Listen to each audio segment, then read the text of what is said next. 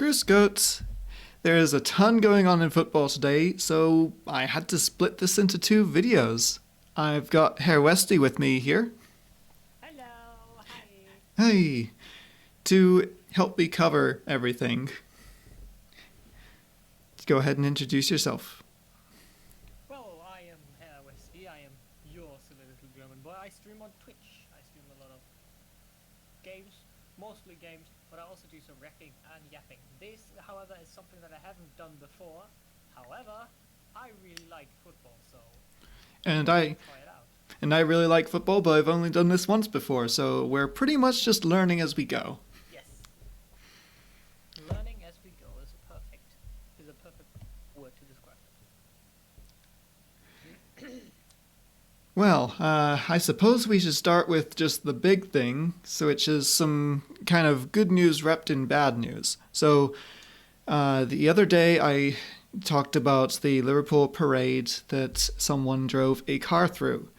Now, no deaths have been reported from this. There are 11 people still in hospital, but they're recovering, and the driver was arrested. I hear he was on drugs, and he got through when a barricade was removed temporarily. Klopp, Gerrard, Van Dijk, Sir Kenny Dalglish, a lot of people connected with Liverpool have given their thoughts and prayers on the subject and are repeating the Liverpool motto of "You never walk alone." I just hope that this is the last tragedy that Liverpool are connected with, because they've had more than their fair share. Right. For tonight, we do have Chelsea versus Real Betis, a Sevilla club. That will be at 21 Central European time in Wrocław. There have been some clashes between fans in the lead-up, but I hope that simmers down as we get closer to the match. Any thoughts on who might win? I think it's probably going to be Chelsea, but it's not going to be easy to break down Betis. They've got a good passing game, and they've got some... Yeah, also Anthony has been playing fantastically recently, as I've heard, for Real Betis server. True. So maybe this trophy could go into Spanish hands. Yeah, I think if it's a... One way to find out, yeah. I think if it's a high-scoring game, then it favours Chelsea, but the fewer chances there are, the more likely we go into extra time, and perhaps Betis can win from there.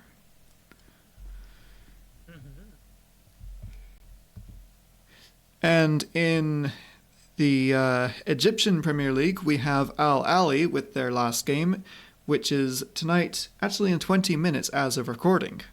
And this will be their last match between the Club World Cup. They're playing Farco, and that's at the final for the Egyptian Cup. I don't know enough about Farco to have any idea on what the score is going to be, except that it's probably going to be Al-Ahly. And about the Club World Cup, this was the one time that I made a big mistake in my last video. I said it was going to be LA Galaxy. It's actually Los Angeles Football Club, the other Los Angeles club in the MLS, who are going to be playing in the play-in round against Club America for that last spot in the Club World Cup. I still hold that it's probably going to be Los Angeles who win that, but I don't know. Could be Club America. I don't think they're pushovers at all. And it's going to be interesting to see who gets that final 30-second slot in the new and improved Club World Cup. Yes. So, the Portuguese Football Administration, they're stepping into mediate matters with Benfica after Benfica threatened to withhold their stadium from national team matches. This is after the cup final against Sporting. I believe it was 2-0 to Sporting, and Benfica were not happy at all with how that was refereed. They said that a lot of things towards but Andrea Bellotti were overlooked by the refs, and that the referee's report just didn't mention incidents, and they were calling Sporting players aggressive brutes, essentially, with a banner that had been raised, and the chants of "Here we stomp on the head," according to Football News, captured on Sporting's official Instagram. Lots happening over in Portugal, and they've got a job smoothing all this over, gotta say.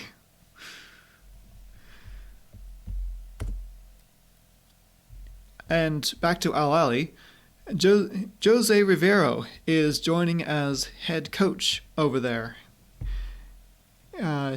There's been some controversy about his appointment. Mahmoud Abul Dahab has said that he may not be the best choice, but he wishes him success. And Rivero is already sort of raising eyebrows by saying that he wants the assistant coach's job before he joins.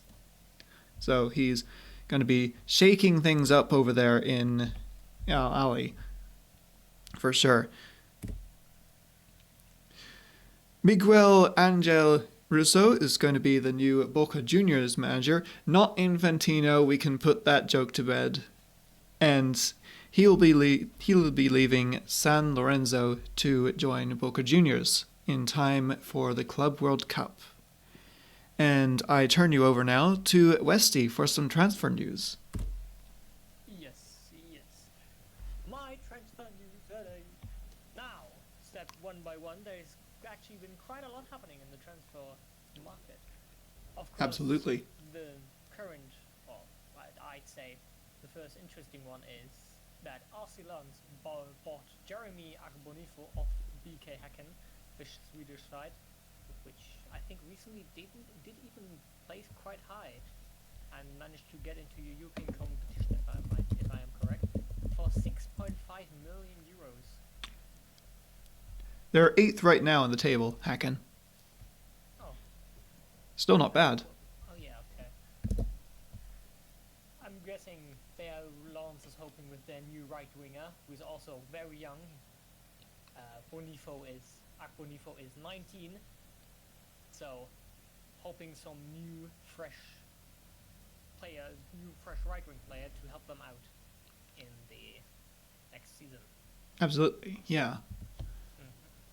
In Brentford, which is probably the biggest transfer in the current transfer market, is that Brentford bought Michael Coyote of Fiorentina for a whopping 17.5 million euros.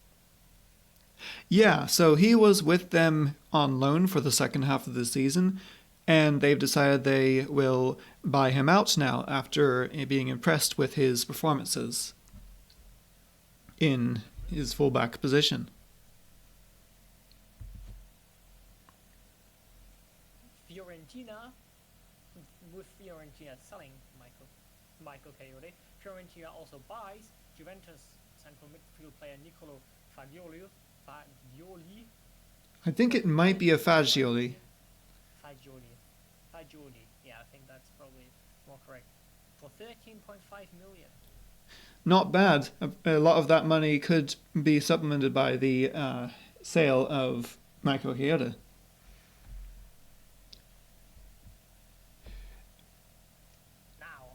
Which is also currently on fire, is the German Bundesliga transfer market. Not just in general European, but also the German Bundesliga transfer market is seeing quite a lot of not only buys but also loans.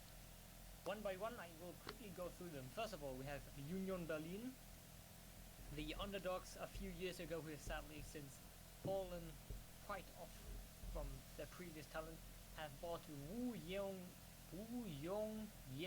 of VfB Stuttgart for 4 million euros. Then Cedric Cesiga goes from VfL Wolfsburg to FC Augsburg for 4 million. Now Cesiga has been slightly important to Wolfsburg last season, so maybe Augsburg have now found a good new player. Then also, wait, yeah, Kaiser, which is one which actually shocked me a little. Kaiserslautern star Ragnar Ache leaves the club after getting bought by Köln for nearly 5 million euros. Now, Ragnar Ache, interesting first name, has been on fire at Kaiserslautern.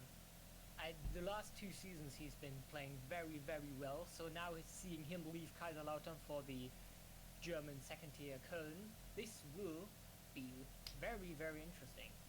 And I hope to see him. Oh, Yeah. I hope to see him in the Bundesliga with Köln knocking in some goals or just putting in some good performances, because it's good to see Köln up there again. Very good. He's very, very good. He's not only got pace, but he has also some really good finishing. Yeah, he can track back too. Yeah. Then we also have Kräuter Fürth dropping 2 players, Meyerhöfer and Young. Dortmund is dropping Lotka, so these 3 have all become free agents. Schalke sells Derry Merkin, one of their only players with English ties, to FC Utrecht to the Netherlands for 1.2 million euros. VfL Bochum loans Morgala. VfL Bochum has gotten Morgala of Salzburg, another new and young, really good young player. So hoping that Bochum will not play bad. Yeah. Have a new, fresh player that could bring in some wins, some goals, some assists. We'll see if that leaves a hole in the Salzburg team as well as they prepare for the Club World Cup. Yeah. Kaiserslautern also has dropped 2 other players to become free agents, which are Toure and Opoku. Opoku also a few years ago being one of the what's the word for it? Yeah, but one player that was always in the starting 11, and he's now leaving as a free agent. Schalke has successfully sold Hoffmann to Braunschweig after their successful stay. So Braunschweig recently managed to stay in the second Bundesliga after a very, very tense game against... Who was that? Who was it? Who did they play against? Saarbrücken. Yeah. After a very, very intense game against Saarbrücken, sadly, Braunschweig would win somehow, which is quite interesting because I personally have to say that Braunschweig has been playing not the best for the past 2 years, so seeing them suddenly play really, really well surprised me, especially after watching the game. But yeah, they have bought Hoffmann, a Schalke player, for 100k. Then also the German club SV Elversberg, who sadly did not win the promotion battle against Heidenheim, losing 3-2 on aggregate against the smaller German football club, who now stays in the Bundesliga. They have bought Luca Pfeiffer of VfB Stuttgart for, I think, 300k. And then finally, my favorite German club right now, Holstein Kiel, has gotten a new player as well, but they have loaned Robert Wagner from SC Freiburg, who Freiburg is also doing very well. Yeah, pretty big name going over to Kiel too. Robert Wagner. Yeah. Also going to be very interesting. I hope Kiel will manage to go back into the first. Yeah. Get promoted to the first Bundesliga. Right. For next year. Now we are on my free agent watch. There's been a lot of contracts running out and a lot of people becoming clubless or free agents. And there are some pretty crazy names in there. Some people that most people might know, especially the older generation, because these are mostly oldies, I'd say, like people that played mostly a few years ago. I'm especially looking at the 3 United players here. Yeah, we've got 3 players from Man United. We have Johnny Evans. Didn't have the most, I would say, not the craziest career at Man United, but he still played well. But then we have Christian Eriksen and Victor Lindelof.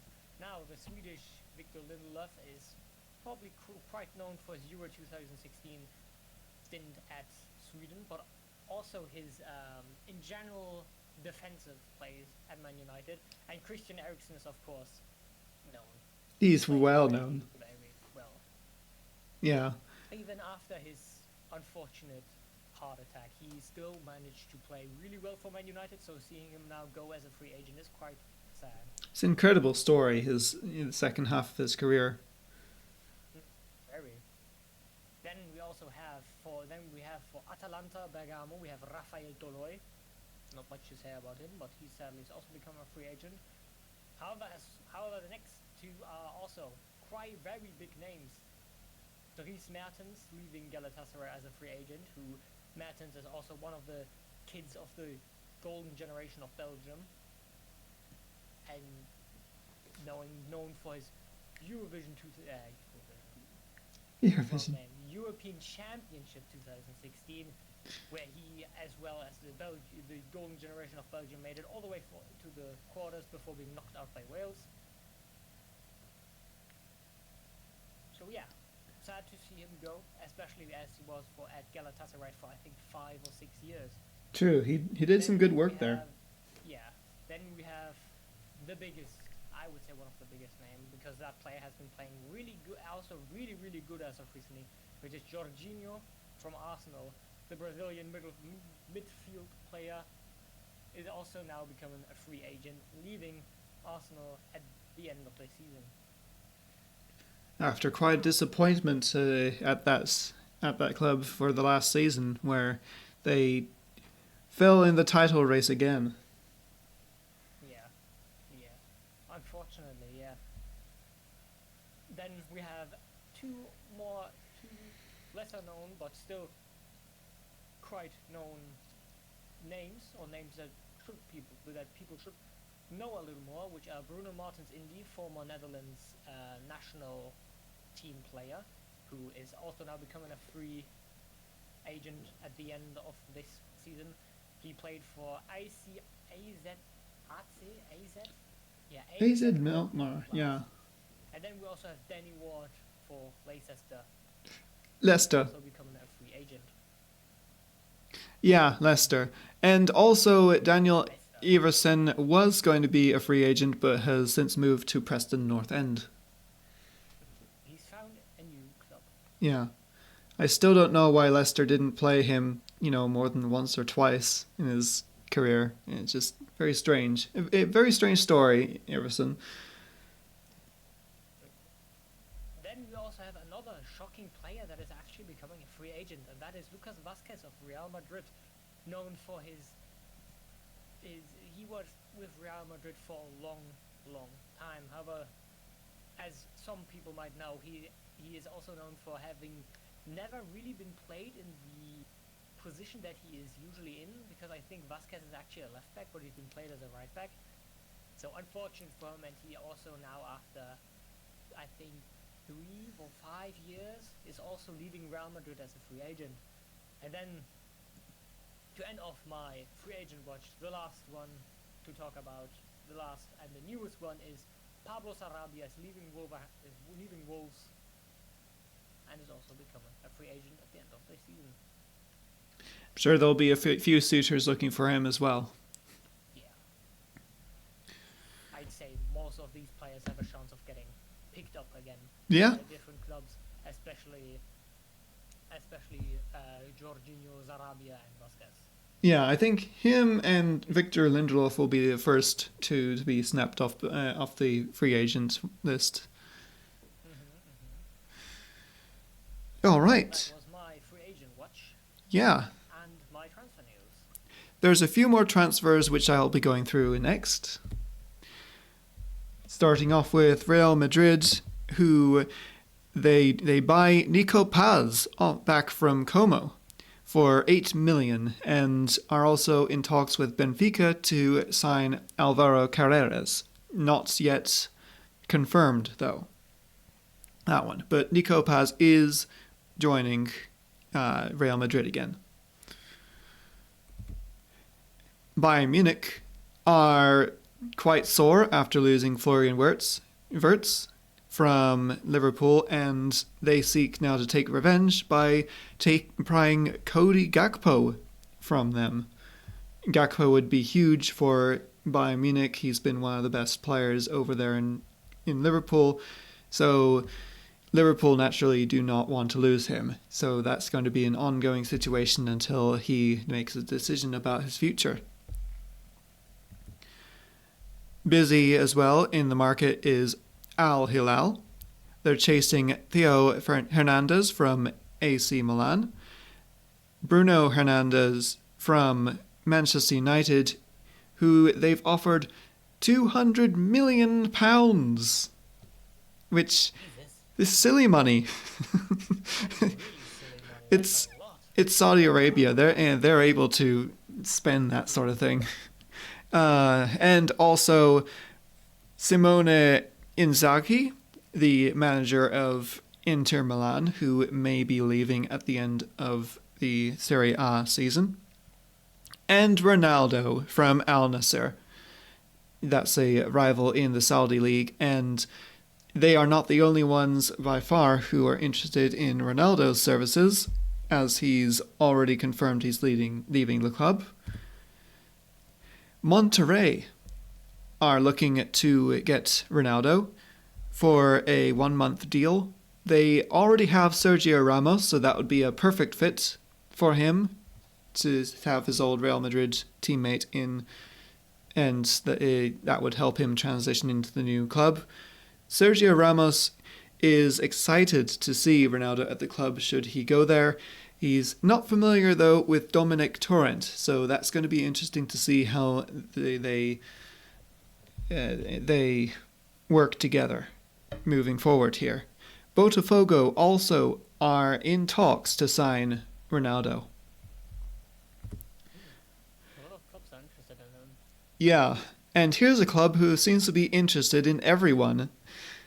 Atletico are looking to sign Clement Lenglet, who has sort of fallen out of the team in Barca, and Grimaldo from Bayer Leverkusen. Grimaldo is one of the engines who has been driving that team to new heights over there in the Bundesliga.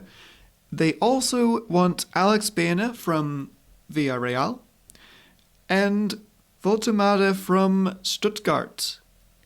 Stuttgart also had a better season than perhaps expected, and Voltemade has a lot of interest for him now as a result.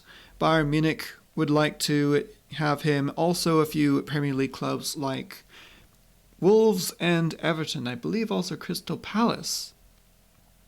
Though I know for sure it's Wolves and Everton interested in him. Yeah, Voltemade has played very good, scoring 1 goal in the DFB Pokal final and winning the DFB Pokal final with Stuttgart as well. Yeah, he's a clutch player. Very clutch. Valencia are the front runners to get Jamie Vardy. Vardy is one of the most interesting free agents after leaving Leicester. He is not retiring, and it seems the Liga club could be next to have Vardy play for them after he went from Fleetwood to Leicester and spent a magnificent career with 200 goals in 500 games for the Premier League club. The now Championship club. I have to get used to saying that again. But I know, yeah. Anyone familiar with relegation will know the feeling. Yeah, I know. My favorite club also got relegated. But that's all the Boots news for now. Now over to Blades. In the PWHL final, the Minnesota Frost have won with 3 games to 1 in the best of 5. Game 4 was a 2-1 win, and Shippers scored the overtime winner from Knoll and Himlerova. Rooney saved 33 shots out of 34 to take out the Ottawa Charge. In the NHL, The Carolina Hurricanes are making a series of it. It looked like they would be swept yet again, but they won Game 4 3-0, and Stankoven was the only scorer that not into an empty net in that one. He scored from Nikishin, who finally is joining as a starting player for the Carolina Hurricanes. Anderson had the shutout. Game 5 will be tonight. And on the other side of the conference finals, it's Edmonton and Dallas. Edmonton win Game 4 4-1. Dallas looked better than the scoreline suggested, but yeah, there was no getting past Skinner, who is unbeatable right now. Probably the most mystifying goaltender in the NHL with the games that he plays, from really suspect defense to just being a brick wall in front of the net. It is 3-1 the series, and Game 5 will be the day after tomorrow. And finally, the Abbotsford Canucks get into the news because the announcer was attacked by a fan mid-game. The fan apparently threw a chair at him, as he mentioned during the broadcast. The video is available online. Yeah. You can just hear him just not exactly angry, just confused at what's happening as the fan just goes wild on him. I don't know what happened there, how he was able to get in, and why he saw fit to throw a chair at the announcer. Strange business over there in the AHL. But that's all the news in Boots and Blades. Thank you so much for your support, and thank you, Westi, for joining me for this. Yeah, before we end, any interesting question? Any what's the word for it?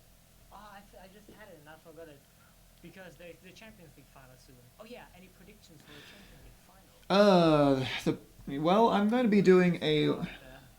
be doing a watch along for that, so I haven't yet decided what my score will be, but if I had to decide, I would say 2-1 PSG. I'm gonna say it's going to go down to a penalty shootout, and I hope that Inter Milan is going to win. Yeah, I'm also on the side of Inter Milan, just because I enjoy them more in European games than I do PSG. But whoever wins, it'll be a good day for football. Yes. That is true.